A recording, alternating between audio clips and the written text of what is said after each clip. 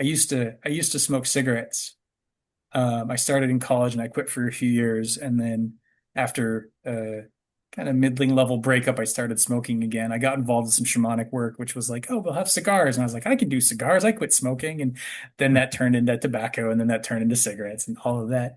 And then right around the time COVID hit, I was already feeling like, okay, I gotta quit. It's been a long time. I gotta this. I can't do this my whole life. I know this isn't healthy.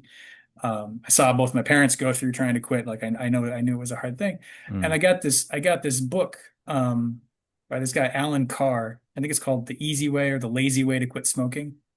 And it's an interesting book. And if anybody's trying to quit smoking, I highly recommend it. It was very effective for me.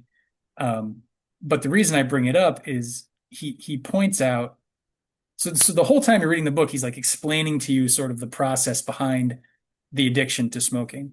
But you're smoking the whole time, and then when you get to the end of the book, you quit smoking. And supposedly you have enough information to like start to understand where you're coming from.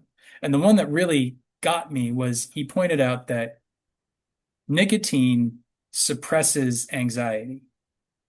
So when we take a hit, when we take a hit off a cigarette, our anxiety will drop because that's what the nicotine does. But it just masks it. So then as the effect of the nicotine wears off, the anxiety comes back up. And so we're like, oh, I'm feeling anxious. I need a cigarette. But the cigarette itself is as soon as you stop smoking, you're building anxiety.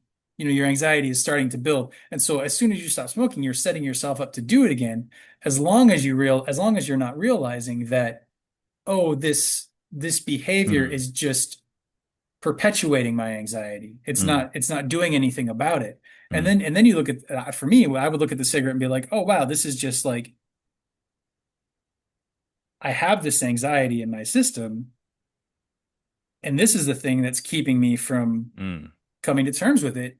And I Mm. can keep doing this the rest of my life until it kills me. But like, do I want to do that? And cigarette, I just put it down. I never smoked again, because it was Wow. that was the particular hook that had gotten me. And I bring that up because we're talking about sort of losing track of our ability to have a felt sense of beauty or have a felt sense of awe in nature, which I love nature. I spend a lot of time in nature, but I often find myself when I'm at a beautiful scene feeling sort of like, I'm not really getting it. Like I can't, Mm. there's a depth here I can't quite feel into. So I have more work to do in that. But there's still this ache for a world where things are harmonious, where Mm. things are beautiful, where things are good and true and real, and I know my place amongst them, and I Mm. belong, and we all kind of belong, and it's never perfect because there's always that edge of growth. I don't want to come across as utopian, but you can be dystopian as well. You can say none of this is Mm. possible. There is no harmony. There is no anything. You have to give Mm. up any sort of hope for a better experience because life is terrible. Mm. Um, and that doesn't work either.